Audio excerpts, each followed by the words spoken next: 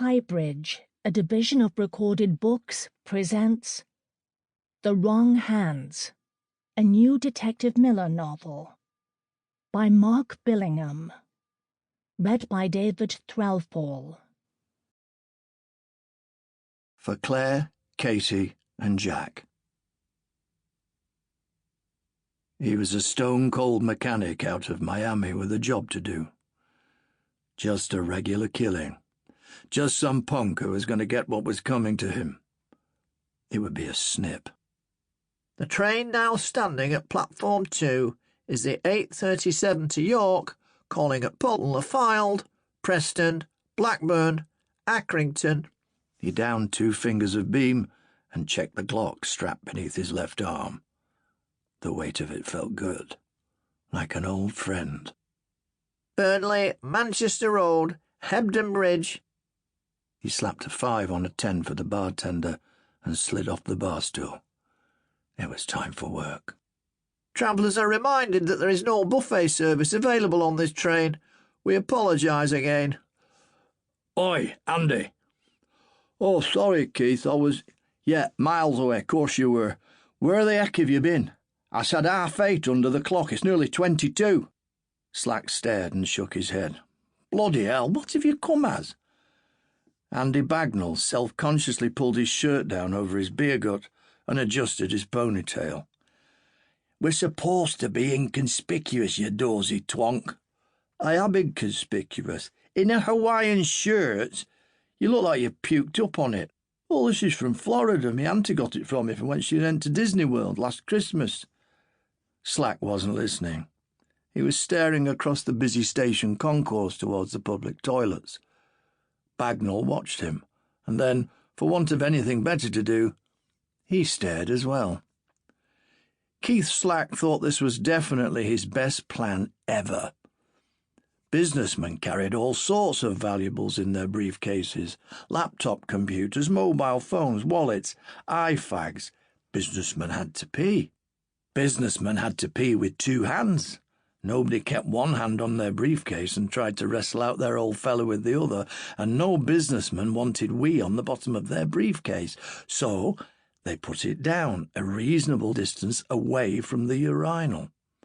Slack knew all this because he'd done the research. Create a diversion. Away with the briefcase, piece of piss. So you know what you're doing, Andy? When? In the toilets, mate. Slack tried to stay calm. In the bloody bogs. Oh, yeah, I'm creating a diversion. Slack saw a worrying glint in Bagnall's eye, and the flaw in his otherwise perfect plan became glaringly obvious. Now, when I say diversion, I don't mean throw a bleeding fit or anything. When you see somebody put their bag down, just talk to them. Ask them to help you find a contact lens or something. Well, I don't wear contact lenses, Keith. Slack sighed and rubbed his tired eyes. Well, I could ask them to help me find my sunglasses. It was just an example, Andy. Oh, and make sure it's a decent briefcase or something like that. I'm not doing this for some poxy Adidas bag full of rancid football socks, okay? Okay, Andy. Yeah, got it. No socks. Right, off you go. Just hang about and wash your hands or whatever. I'll be in a bit. Bagnall ran his fingers through his bleached blonde hair and strode off across the concourse, the heels of his cowboy boots clacking on the polished stone. He stopped at the entrance to the toilets and, after a moment, turned back to look at Slack. Slack held out his hands and mouthed at him, "What?" Bagnall mouthed back, "Can you lend me 20p? Slack knew he was the brains of the outfit, but didn't that at least imply the other bloke was the muscle? Andy Bagnall was thick as mince, and that was all there was to it. They'd do a few more stations after this, and then Slack would tell Bagnall he was branching out on his own. OK, so they'd been mates at school, but playing footy and dicking around with Bunsen burners was one thing. When it came to basic thieving, Bagnall was a liability. If he hadn't actually got his head stuck in some stupid thriller, or was pretending he was American, He'd be staring off into space with a gormless expression like someone had sprinkled Mogadon on his cornflakes. Well, sod him, because Keith Slack was moving up. Bagnall could go back to cut and shutting Ford Sierras. Slack ambled towards the toilet. It was time to go and see just how much of a balls-up Bagnall had made of his beautiful plan. He'd spotted the mark straight away. It was all going down, like the man said. Time to make his play. He was cool, like always. Looked nobody in the eye. Mr. Invisible. After the hits went down, it was like he'd never been there. Ice cold, and no bad dreams. Waste 'em, then go look for the nearest cold beer or hot woman. Time to roll the dice. Bagnall reached for his weapon. Bloody Nora, thought Slack, he's talking to some bloke at the pisser. Bagnall was indeed calmly urinating while chatting amiably to a tall, dark-haired man who, similarly engaged, was standing next to him. Slack saw the abandoned briefcase and strolled towards it, taking in every detail in a matter of seconds. Nice and chunky, good quality leather. He began to pick up speed. Combination locks, he'd have those off with a decent screwdriver. As he picked up the case, he became aware that Bagnall's new chum was turning towards him. Slack started to run. As he vaulted the turnstile, the swinging briefcase laid out a middle-aged bloke blithely inserting his 20p on the way in. A hideous scream came from the toilets behind him and rang across the concourse as Slack sprinted away. Its echo was hot on his heels as he legged it towards the exit and away into Blackpool town centre. Detective Chief Inspector Bob Perks nursed half a shandy in Scruffy Murphy's and sat wishing he was more interesting. He didn't want to be a cliché like all those coppers on the telly with broken marriages and drink problems. He just fancied livening his lot up a little. He'd given quirks a go, but the truth was he just wasn't cut out for them.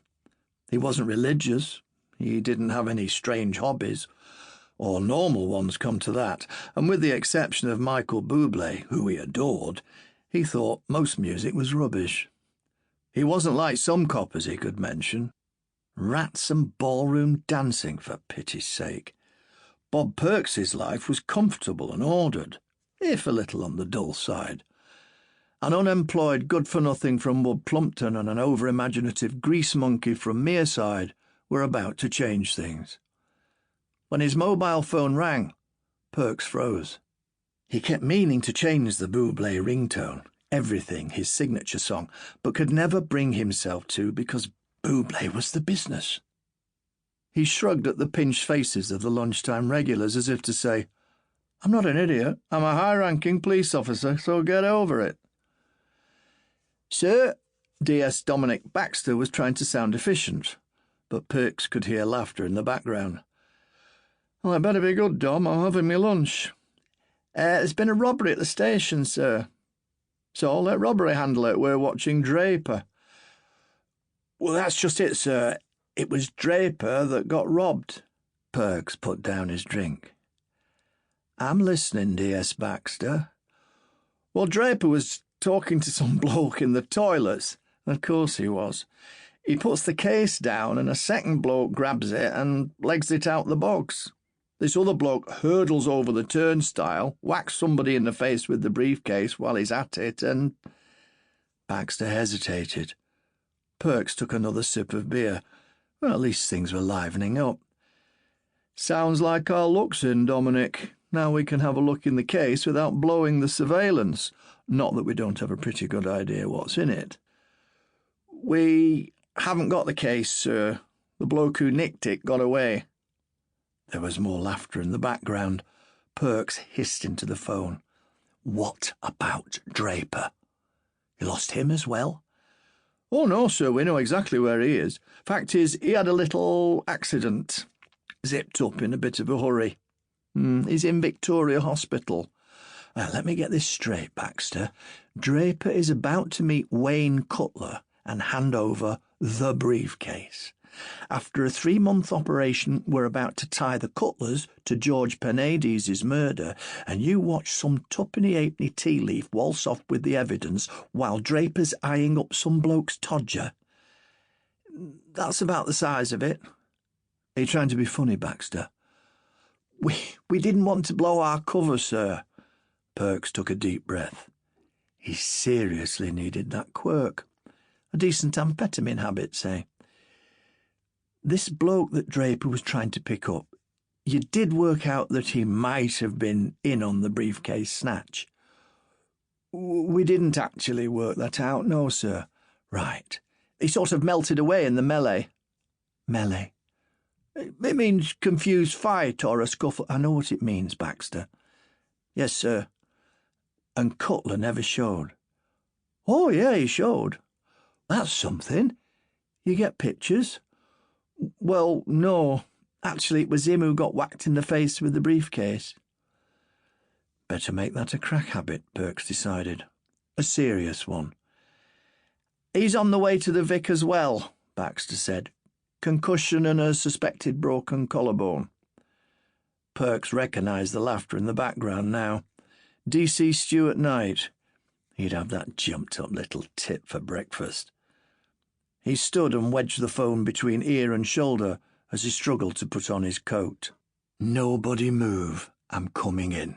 And tell Knight to start ironing his uniform. We've got Draper, sir. Got him? How, exactly? Well, we know where he is, at least. Perks was gobsmacked at the note of triumph in the DS's voice.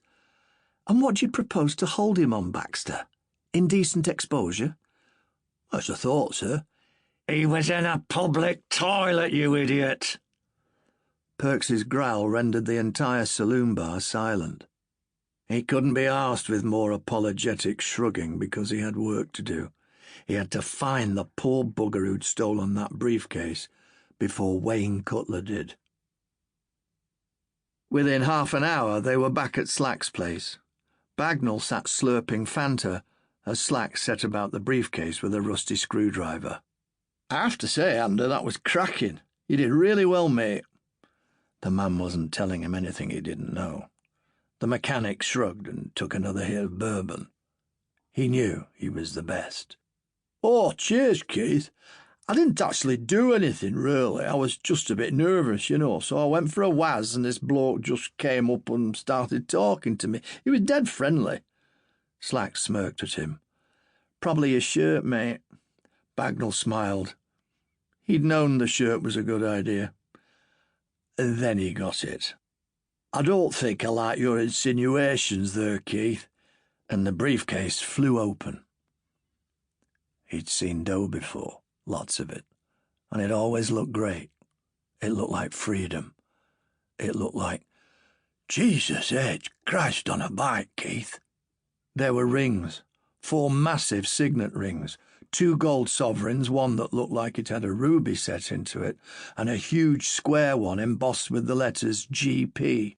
But it wasn't so much the rings that caught Andy Bagnall's attention as the fact that they were still in place on the waxy, swollen fingers of 2 neatly severed hands.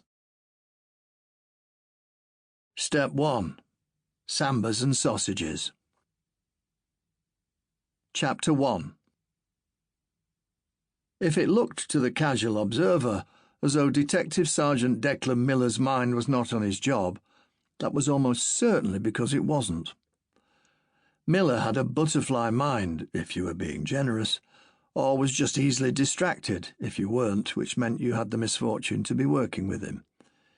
In an interview room, while a colleague pressed a suspect hard in search of a confession, Miller might well be wondering why one or other of his pet rats, Fred and Ginger, was looking a bit peaky, or weighing up the various merits of assorted crisps flavours before deciding that pork scratchings were the superior snack anyway. On the witness stand in court, as he solemnly swore to tell the truth, the whole truth and nothing but the truth, he could easily be trying to remember the names of the actors in The Magnificent Seven, or thinking through the tricky steps at the climax of a Viennese waltz. Speed and rotation could still trip him up.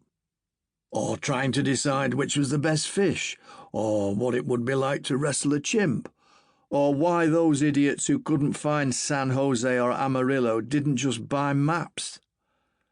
Right that minute, waiting for the inappropriately named Goody brothers to emerge in handcuffs from a 2 up, 2 down, he couldn't imagine generating much excitement on Homes Under the Hammer, Miller was thinking about how much Adolf Hitler had loved Blackpool. Miller's partner, D.S. Sarraju, wandered across to join him, and they stared at the house.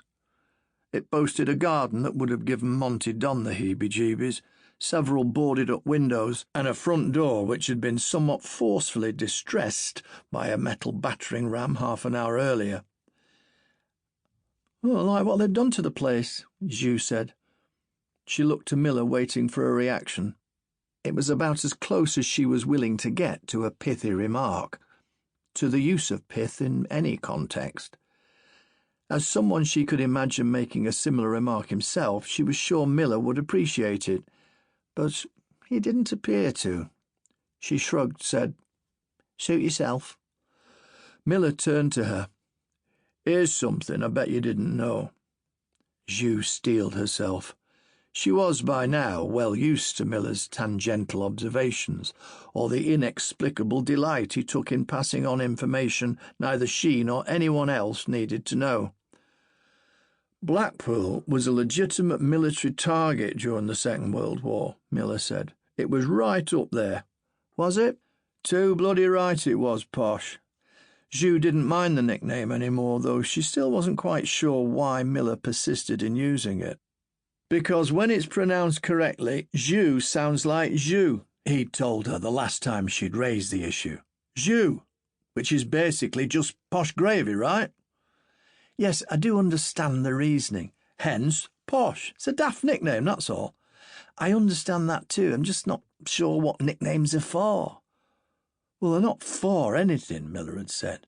"But if someone's got an unusual name or a name that sounds like something else, it's only natural to adapt it." "Is it, though?" "If you were German, say, and your name was Koch, well, the temptation to turn that into an amusing nickname would be irresistible. Actually, I'd say it would be pretty much compulsory." "Because Koch sounds a bit like cock?"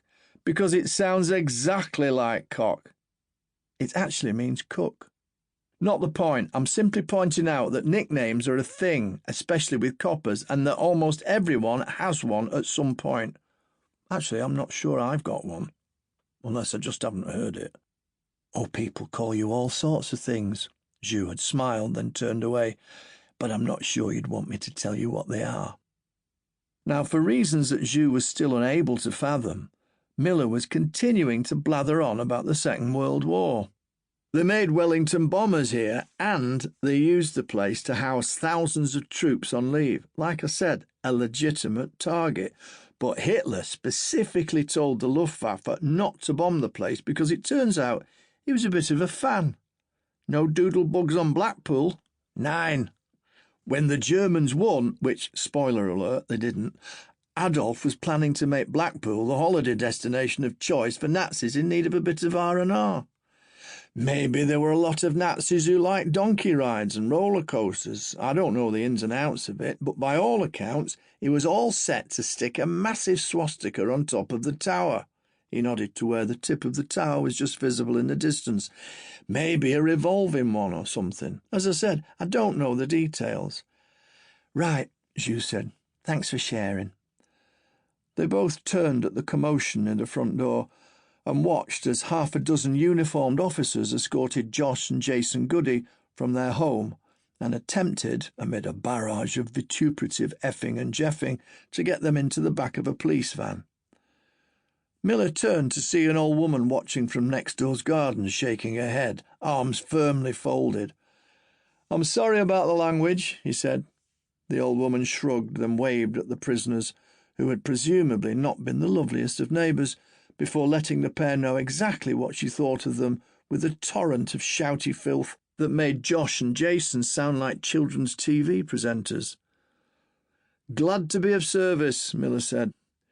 Just before being bundled into the van, The younger Goody brother leaned back and launched a healthy gobbet of spittle in the direction of the two detectives responsible for his apprehension and arrest. "Disgusting," Jus said. "Agreed," Miller said. "But I can't help admiring the distance and elevation. That gob must have travelled 20 feet. They walked towards their car. "We should celebrate," Miller said. The obvious charge was assault with a deadly weapon, but Miller thought they could push to do each Goody for attempted murder, considering that the attack appeared to have been well planned and the deadly weapons in question were machetes. It was a good result, though not for the lad who'd undergone 4 hours of emergency surgery 3 days before and might well lose the use of his right arm. "A couple after work?" "Yeah, I've got something on tonight," Jus said. "Ah," Miller nodded. "King's Arms, is it?" Jus unlocked the car and climbed into the driver's seat. Once a week, the pub in question hosted a heavy metal night in a room upstairs. Bands with names like Blood Whores and Goat Killers would do serious damage to the hearing of 100 or so sweaty metalheads, and while Miller didn't know if Jus actually liked the music, she was awfully fond, in a take-them-home-for-the-night-and-get-even-more-sweaty kind of way, of some of those who did. Male, female, whatever. Jus did not seem particularly fussy. Miller fastened his safety belt. "There's no need to be embarrassed." Jus put her foot down. "Says the bloke who dances tangos with old-age pensioners." "Fair point," Miller said. "A fair point, well made." Chapter 2. Reading a room was not always Miller's strong suit, but it was obvious enough that something was going on, had been ever since he and Jus had got back to the station. Clusters of staff were gathered in corners, whispering. There were murmured comments and knowing looks. There was an atmosphere. Basing his assumption on similar situations in the past, Miller concluded that whatever had happened or was still happening, chances were it had something to do with him. There had certainly been a comparable frisson when he'd returned to work a few months previously. He was as surprised as anyone at the time to find himself working a case again so soon, but bar a few sideways looks, and he was always going to attract those, the awkwardness had largely died down. Fellow officers still laid a hand on his arm now and then. An anonymous colleague had left a couple of inspirational and helpfully laminated messages on his desk. "You will survive and you will find purpose in the chaos. Moving on doesn't mean letting go." Miller had binned them immediately. Now, sitting at his desk, trying and largely failing to lob scrunched-up memos about workforce well-being and innovations in the effective reviewing of CCTV footage into a wastepaper basket, Miller racked his brains. Had he upset anyone recently? He decided he'd better narrow it down and think about anyone he might have upset that day. He'd called D.I. Tim Sullivan a Premier League shitgibbon, but that was par for the course. He'd had what some might have perceived as a heated debate with D.S. Andrea Fuller about whether it would be better to have hands for feet or feet for hands, but they were still friends at the end of it, even though she was entirely wrong. He'd told Tony Clough that his new haircut made him look like a paedophile, because it did, and none of these exchanges could really explain what was going on. Eventually, curiosity got the better of him, and Miller collared Jus as she walked past. "Wagwan?" "Sorry?" "It's what young people say, Grandma. It means, what's going on?" "So why didn't you just say that?" "I'm down with the kids, what can I tell you?" "Well?" Jus shrugged like there was nothing to get excited about. "Some kind of S&O cock-up yesterday afternoon. A major cock-up by the sound of it." "Ah." That would explain why so many of the funny looks had been thrown in Miller's direction. S&O, serious and organised, the unit responsible for investigating gangland activity in the town, and crucially, the one for which Miller's wife Alex had been working when she'd been murdered 5 months before. "Details," Miller said. "I need details. I don't have any. Ju took a step away from Miller's desk, then turned. Somebody said something about a briefcase. Oh, and toilets. To call Miller's knock at the door of DCI Susan Acker's cursory would have been generous. He did not wait to be invited in, or to close the door behind him and sit down. Right, come on then, Susan. Spill. What have Serious and Disorganised been getting up to in the bogs? Ackers looked up from her paperwork, her half-smile making it clear that she was pretending not to have heard him. Miller was well used to it. Nice job with the goodies this morning, she said. Yeah, well, Miller sat back, frustrated, but guessing he'd have to be patient. It was hardly the most taxing piece of detective work I've ever been involved with. They were bragging about it in the pub. Josh Goody left his wallet at the scene, and there were 2 blood-stained machetes poking out from under the settee. A monkey could have put it together. Well, all the same. Or even Tim Sullivan. Ackers said Declan, but the half-smile was still there. Oh, please, Susan. Miller could not wait any longer. He leaned forward, his hands pressed together. Tell me the story, and I'll buy you and your missus dinner. You can't say fairer than that. I picked the restaurant, though. He waited, watching his boss weigh up the offer. S&O might have been Alex's old unit, but it was extremely unlikely that whatever had happened could have anything to do with her murder. That case was being investigated by a homicide squad based on the floor directly above them, though investigated might be to overstate the effort they appeared to be putting in. 5 months on, and they were precisely nowhere. There was virtually nothing in the way of evidence. 0 credible suspects had been identified, and the investigation's murder book would be more accurately described as a pamphlet, its contents typed in a very large font. I'm really not sure that we should be wasting our time with tittle-tattle, Ackers said. So don't waste time and tell me quickly, Miller said. Susan Ackers was an honest and loyal officer, not one given to scabrous comment on the activities of colleagues. Unity was important, and the maintenance of decorum was part of that. But good gossip was good gossip. It was a sting operation at the railway station, Ackers said. They'd been tracking a man named Draper, who was a prime suspect in a murder they believed to have been sanctioned and paid for by Wayne Cutler. Miller tried not to react, but could not control the sharp breath he sucked in or the muscle that worked in his jaw for a few seconds afterwards. Wayne Cutler's organisation was one of those being investigated by Miller's wife at the time of her death. Miller remained convinced that Cutler, like his main rival Ralph Massey, knew more about Alex's murder than they were letting on. If Ackers noticed, she didn't say anything. According to their intel, Cutler was set to hand a sizable amount of cash to Draper in return for a briefcase. Nobody's letting on what its contents were. I'm guessing it wasn't a copy of the Financial Times and a big bag of boiled sweets.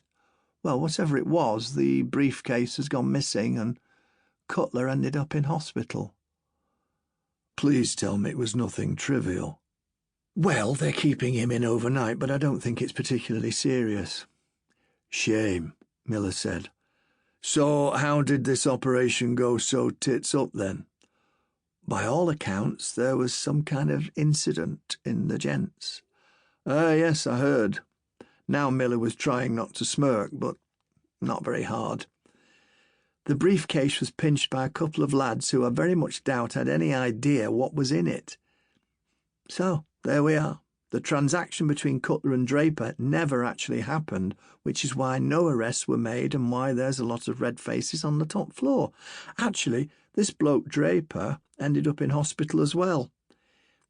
Tried to chase the lad who pinched his case and got his penis caught in his zip. Ackers saw that Miller was about to chip in. Yes, I know. Shame that wasn't what happened to Wayne Cutler. Oh, no, I've imagined far worse things, Miller said. Lots of them. Ackers took off her glasses and leaned back. How are you doing, Declan? We haven't really caught up for a while. You look a bit tired. Yeah, things are good, Miller said eventually. They weren't. Sample complete. Ready to continue?